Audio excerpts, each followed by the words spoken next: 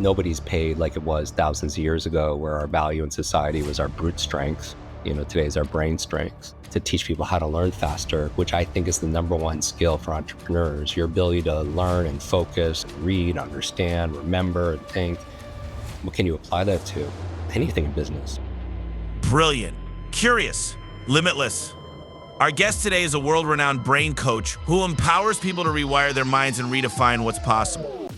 Our mission is to build better, brighter brains. No brain left behind. Jim Kwik is the founder of Kwik Learning, a program which has helped millions of people around the globe to upgrade their memory, focus, and mental performance. How many of you would like to have a better brain? Raise your hand. He's worked with top performers, including CEOs, athletes, and Hollywood actors. And his client list spans companies like Virgin, SpaceX, and Marvel. Kwik. Jim Kwik. Jim Kwik. Jim Kwik. Jim Kwik. His best-selling book, Limitless, is a global phenomenon, offering science-backed techniques to break free from perceived limitations. Jim is also the host of the Kwik Brain podcast, which ranks among the top education shows worldwide.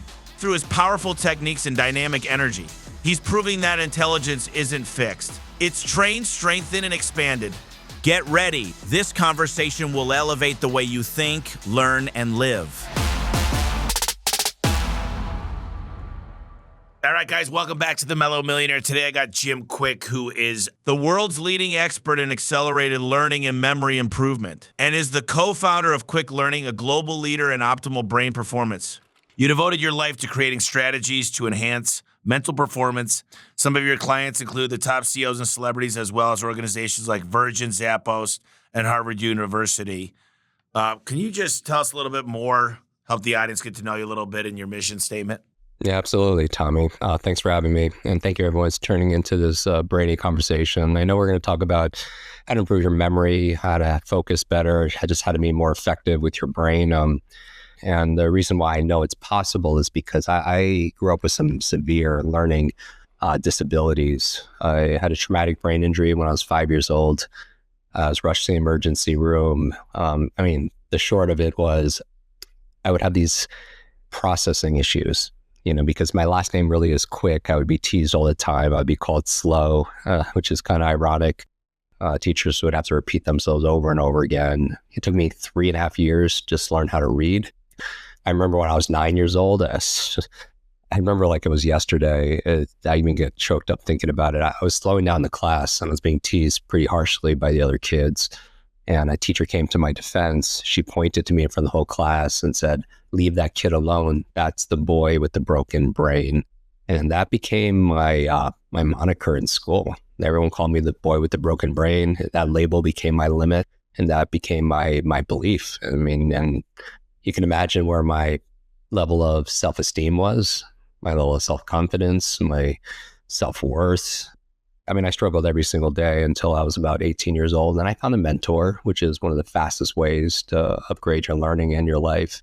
Really wanted to understand, how does my brain work so I could work my brain?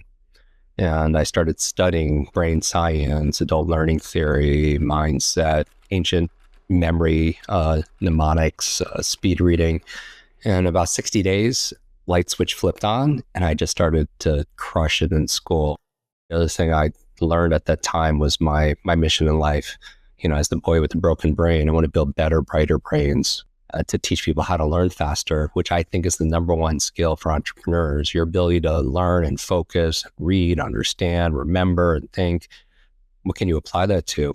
Anything in business. You can apply that to machine learning, to marketing, to management, to money. We've all heard about personalized medicine based on a test like a DNA test, or personalized nutrition based on, let's say, a nutrient profile or a microbiome test. We created a 4-minute assessment to discover your dominant brain type. And we use a code based on animals. You either have a cheetah brain, an owl brain, a dolphin brain, or an elephant brain. And based on your dominant brain type, we prescribe as a gift for your listeners how to read faster, how to remember more, how to sell better based on brain types. So for example, a cheetah is quick to action. That's their dominant trait. An owl is very logical, right? So they need the data. The dolphin, their dominant trait is creativity. And the Ian code is your elephant, which is their dominant trait is empathy. So it's interesting. So for example, if you were selling, now in your reading, cheetahs would skim, scan, right? Dolphins would visualize what they read. Owls would go for the facts and everything. And we'll gift them, strategies when they take the assessment, how to do these things, how to focus, and if you think about like a sitcom like Friends, Joey would be your cheetah, fast act, not think, right? Ross was the professor, scientist is your owl, all logic. Phoebe was the musician, artist, she's your dolphin. Monica would always host everything, she was your elephant. Always wanted to bring the community together. So you'll see this in Star Wars, you see this in Harry Potter, you see this in Star Trek. It's just these are the common ones. So people can take that assessment at mybrainanimal.com. I love this. Very powerful. I find myself sometimes where it's kind of hard to remember something like a name. And I've always said I'm just not good at names. I believe everybody listening has genius inside of them, and they need to study genius in the area, what's called meta learning.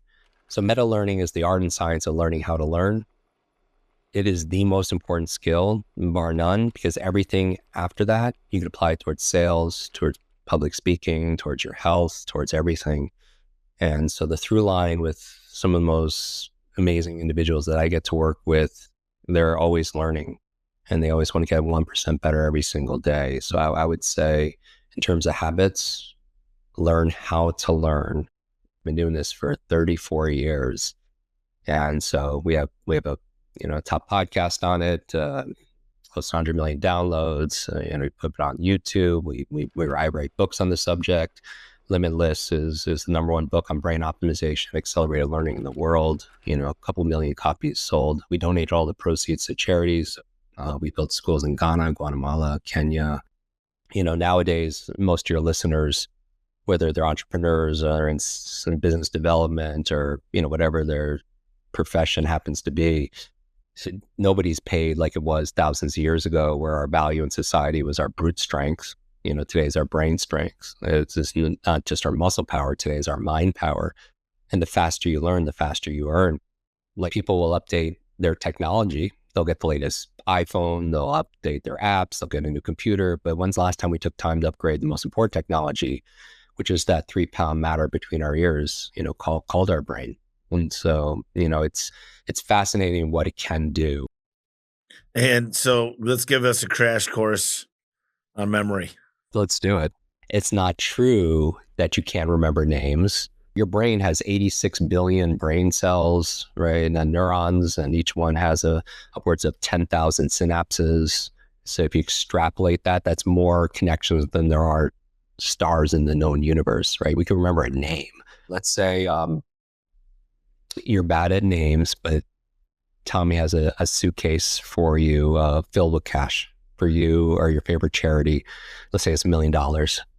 Tax-free. If you just remember the name of the next stranger you meet today, who's going to remember that person's name for $1 million? Everyone, right? Why do you want to remember this person's name? Maybe to get a referral, maybe to make a sale, maybe to practice these things I learned on Tommy's podcast.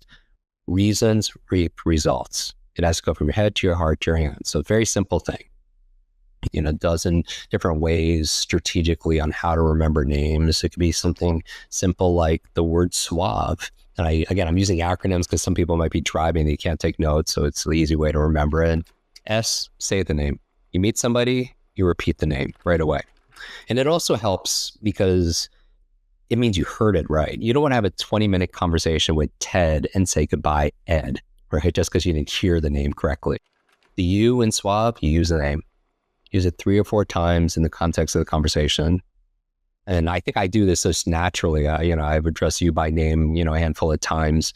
But so you say the name, the you in suave, you use the name. Don't abuse it, right? Tommy, thank you so much for having me on your show. I've been really looking forward to this. Tommy, what do you want to talk about? Tommy, what do you question you have? That would be an abuse, right? But you want to use it 3 or 4 times in the context of the conversation. The A in suave, the A is ask. Is a great quick tip to remember names you haven't heard before, like unusual names. Afzal, Ridiker. So what can you ask about a person's name? What are some of the things that we could ask? Things like, how do you spell it? What does it mean? Who are you named after? And so A is ask. And then finally, the V and the E. So you have say it, use it, ask about it. The V, visualize. And I bet a lot of your listeners are better with faces than they are with names. If you go to someone and say, hey, I remember your face, but I forgot your name. You never go to someone and say the opposite. So you meet somebody and their name is Carol, just for a split second, imagine them singing Christmas carols. Then finally, the E in suave, end. I always end the conversation saying goodbye using their name. Because imagine this, you walk into a room, you meet 15, 20 strangers, and you leave saying goodbye to every single one of them by name. Who are they all going to remember? They're going to remember you, right? And that's a standout skill. Unfortunately, it's a standout skill. I got a question. I remember 2007, my CPA, he wasn't my CPA. He only worked with 10 clients, and they were like, I guess 2007, I'm 23, 24 years old. And he said, look, Tommy, I'll tell you what, I like you, but you got to prove to me one thing. He hands me this book. It's called The E-Myth Revisited, Michael Gerber. And he says, I want you to take this home and read it. He goes, actually, what's the last book you read? And I said, it was either To Kill a Mockingbird or Lord of the Flies. And it was 11th grade. So he said, so you haven't read since then? I said, I've just not read a book. And he said, I think you'll like this book. So I devoured this book. A day later, he hands me The Ultimate Sales Machine by Chet Holmes. A day later, I come back. He hands me The Richest Man in Babylon. And after that, I was done. I'm like, boom. Then I was like, just give me a list now. Don't hand me anymore. And then I read, Robert Cialdini was just in my office, Influence. And I started reading books like Robert Kiyosaki.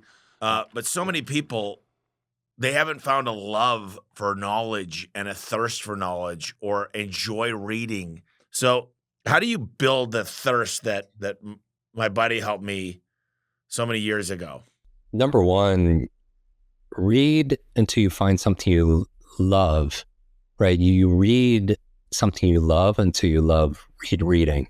The second thing I would say is, I really think all of us should be reading 30 minutes a day. I honestly would rather go a day without food than a day without reading something that will better some area of my life.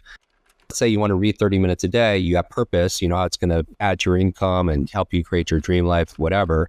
This, maybe reading is too big, intimidating. Opening up the book is a small, simple step. Reading one line is a small, simple step because nobody's going to stop at one line. This is the magic question. I ask myself this anytime I feel stalled. What is the tiniest action I could take right now that will give me progress towards this goal where I can't fail? Now, I would love to know, to you, what's the difference between motivation and discipline? So for me, I think one of the most important things, if I can install something into my younger self, I feel like the through line is our ability to commit, to follow through on our commitments. I believe that that's what integrity is. Integrity, I saw this recently, so I can't take credit. I don't know who to attribute it to, but I saw this quote saying, integrity is measured by the distance between your lips and your life. Integrity is measured between the distance between your lips and your life.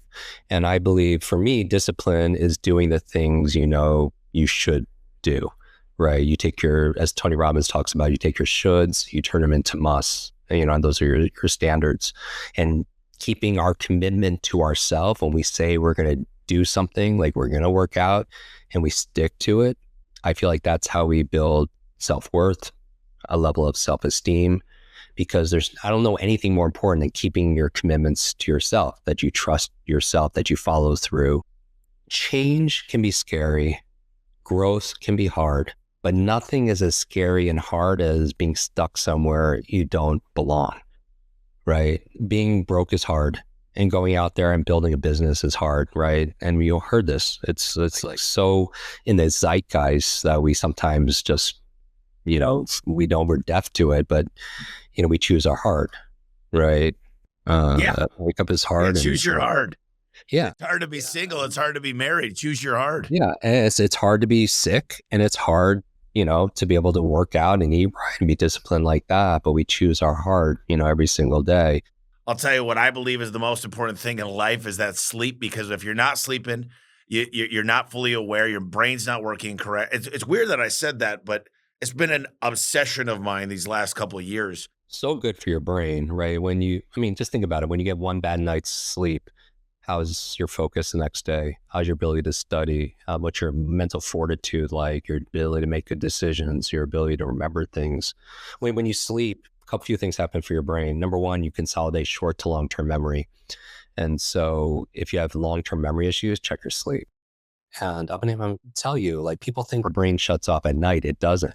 In some ways, your brain is more active when you sleep, and it's doing those things, cleaning it out. It's forming long-term memories, but it's also coming up with ideas and solutions for what you focused on that day. Even I do a ritual before I go to sleep, and I do this installation. I think about, set the intention of what I want to dream about. Did you know, Mary Shelley came up with Frankenstein in her dream? Paul McCartney came up with the song Yesterday in his dream. A chemist created the periodic table in his dream. Elias Howe created the sewing machine in his dream, right? There's all these examples. If you want to watch an interesting video, you can search my name, Jim Kwik, Kwik, how to remember dreams, because a lot of people forget their dreams. But what are you dreaming about at night? That could be a solution to what you're focusing on all day. But that requires, though, that you sleep. Oh my gosh, I love this podcast. So tell me about some of your projects. Well, I do angel invest. I do it in projects and passions that are aligned with what we do. That if I feel like it's not dependent on me, but I can move the needle either with our content, our capital, our connections, or we can amplify and magnify. But I would put it back into, we get greater returns investing in our business than anything else. So the book Limitless came out in 2020. It was my first book. People think I have 12 books, right? I got into a car accident in 2018, and I almost died, and maybe I should have. But it gave me some perspective. And the next day I signed the book deal that was sitting on my desk for 10 years. Because I want to help people, Tommy, but I'm kind of very introverted, maybe just kind of growing up with a brain injury and just kind of being just kind of alone. But I want to help people. So, but I didn't need to be known for it.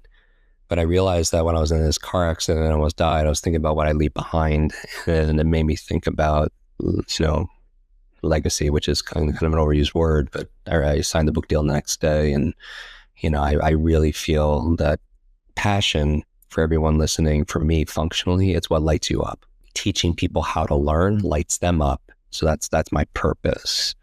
So I just very cognizant in terms of, I would put everything back into the mission. Mr. Jim Kwik, this is phenomenal. I'm going to listen to this one over and over again. I always tell people, if you look at your inner circle and you don't get motivated, it's a cage. And I do believe getting into the right rooms has kind of been my superpower. Is for some reason, somebody asked me earlier, they said, how do you do it? How do you get in the right rooms? I said, you show respect, you study the person. When they tell you to do something, you do it before you go back to them.